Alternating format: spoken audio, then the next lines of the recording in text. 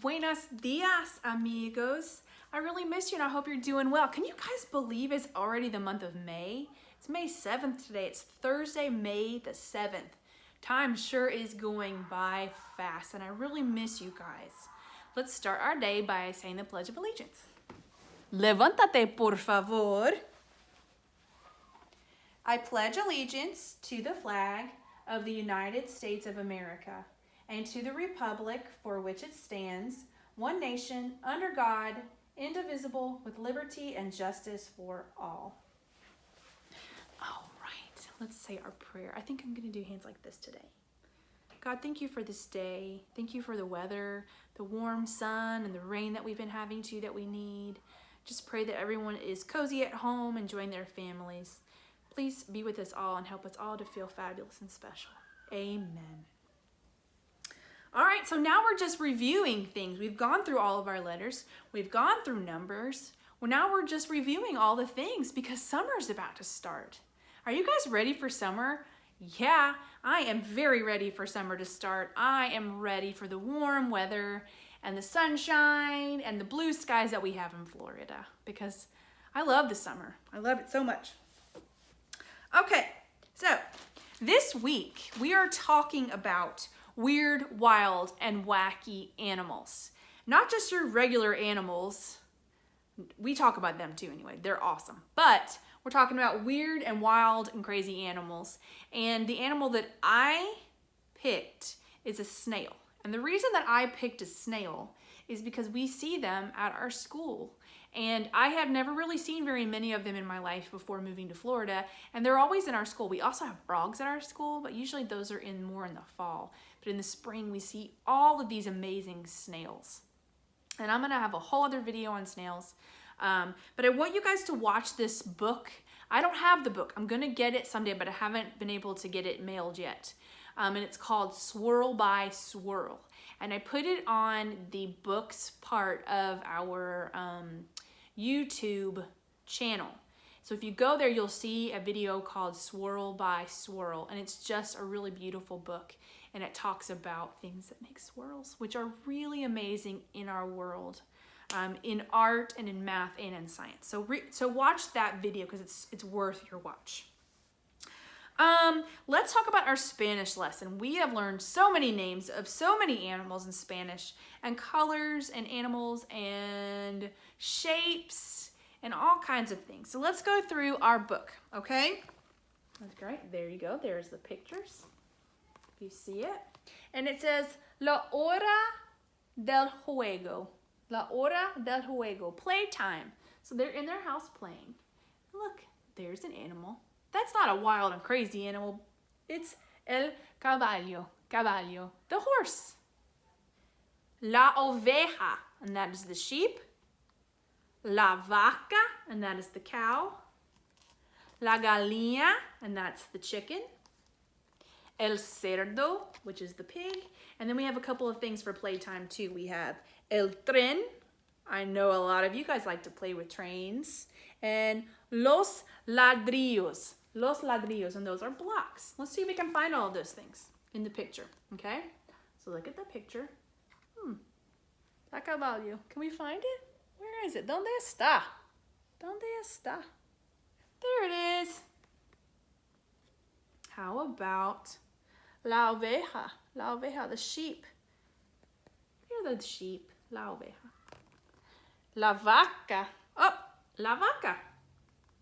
Uno, dos, tres. Tres vacas. 3 cows. La gallina. Where is it? Where is it? ¿Dónde está? There it is. There they are. And el cerdo. El cerdo, the pig.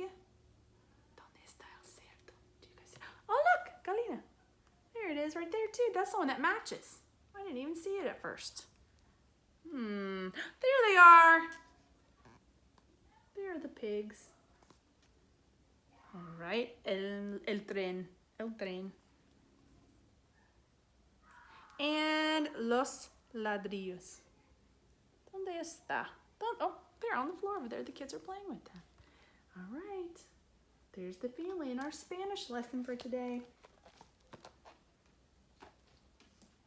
Okay, I'm going to introduce to you a new author. His name is Maurice Sendak, and he is very famous for his book, Where the Wild Things Are. Before Where the Wild Things Are, though, he wrote a couple of, or he illustrated, he didn't write these. He illustrated a couple of other stories, and I really, really, really like his illustrations. I'll show them to you. They're little books. Let's Be Enemies and Open House for Butterflies. Open House for Butterflies is like a tiny little book and has really just the cutest illustrations in it. Look at that pattern page. I'm not going to read this one to you, but it's just, yeah. This says, big shows you grew. It's like little sayings with a picture with them, and they're really cool. It's a very fun book. This is my favorite of all time, and I say this, and my family laughs at me because they don't necessarily agree, but it says this. I think a race looks prettier when everyone comes in even. And that is definitely how I feel about it. But some people don't agree. Some people like competition. But I think a race looks prettier when everyone comes in even. And look at that amazing illustration. All right, Maurice Sendak is an amazing illustrator. Like I said, this is a really fun book. I might read it later to you. Let's Be Enemies.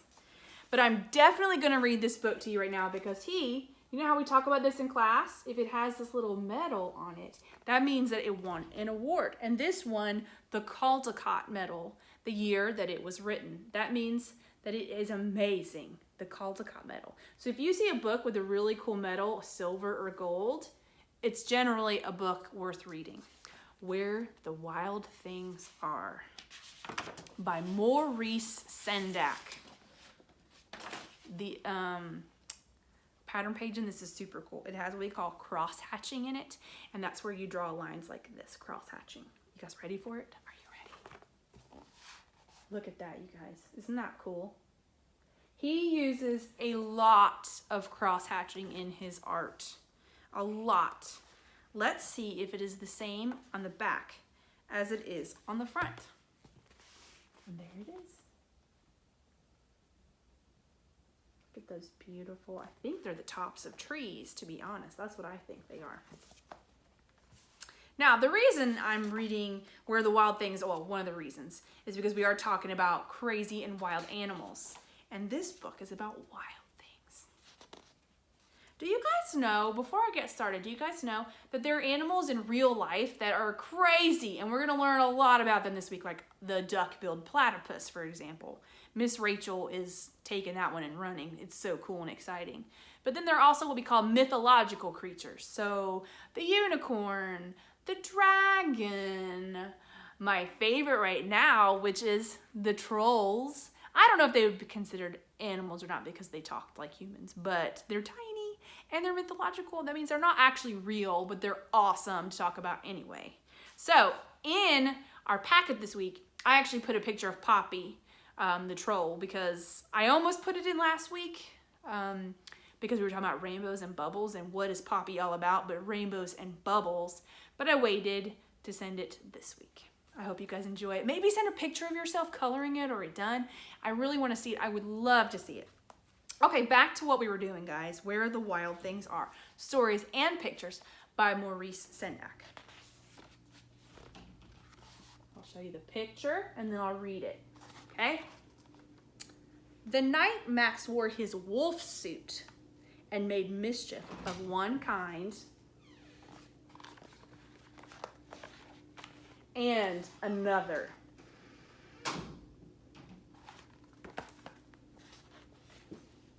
His mother called him Wild Thing, and Max said, I'll eat you up. So he was sent to bed without eating anything. I don't know that it's very nice to tell your mom that you're going to eat her up, unless it's with kisses. That very night in Max's room, a forest grew.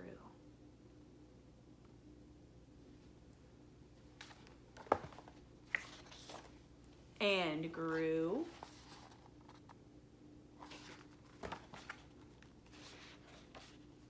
And grew. Until his ceiling hung with vines and the walls became a world all around.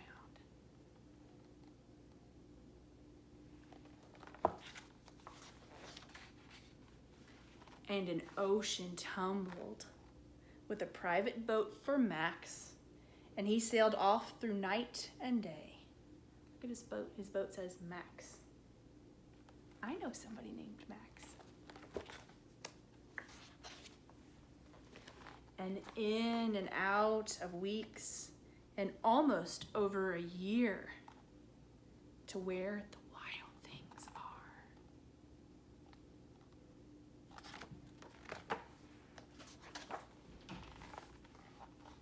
And he came to a place where the wild things are, and they roared their terrible roars and gnashed their terrible teeth and rolled their terrible eyes and showed their terrible claws.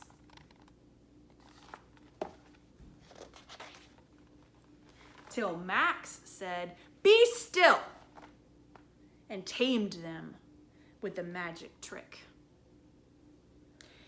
of staring into their yellow eyes without blinking once, like this. And they were frightened and called him the most wild thing of all.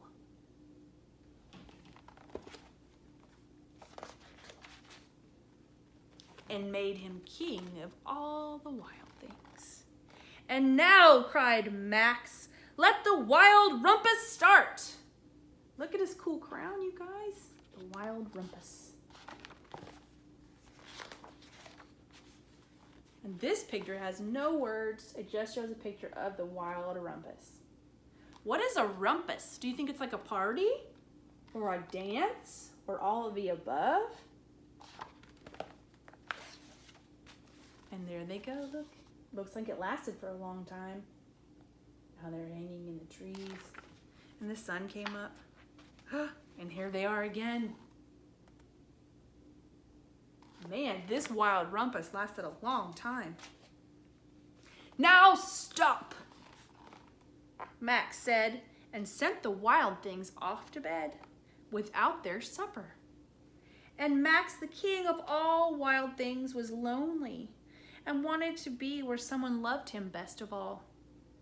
Then all around, from far away across the world, he smelled good things to eat. So he gave up being king of where the wild things are.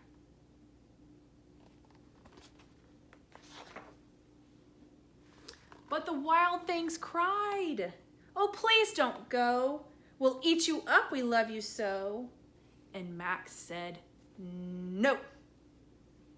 The wild things roared their terrible roars and gnashed their terrible teeth and rolled their terrible eyes and showed their terrible claws. But Max stepped into his private boat and waved goodbye.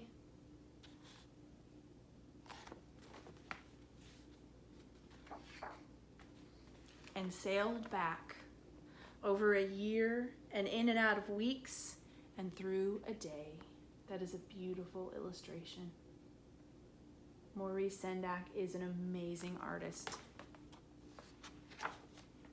And into the night of his very own room, where he found his supper was waiting for him. Look, there's his supper. You see it? And it was still hot. And that page doesn't have any pictures, it just has words. And then the last bit, there's the back again. All right, Where the Wild Things Are by Maurice Sendak. I need to find his, I just moved into a new house, so I don't know exactly where. I've got to find my files, but I have a pattern page that Miss Betsy made of Maurice Sendak, and he's going like this in his picture, and it's super fabulous, and he's amazing, and he's known far and wide for being absolutely amazing. Okay, guys, remember to watch Swirl by Swirl so that you can look at my next video, which is we're going to make things out of swirls, and we're going to talk more about this amazing thing that shows up in nature and math and in art, and it's called the golden ratio and a swirl. Okay, you guys, bye. Have a good week.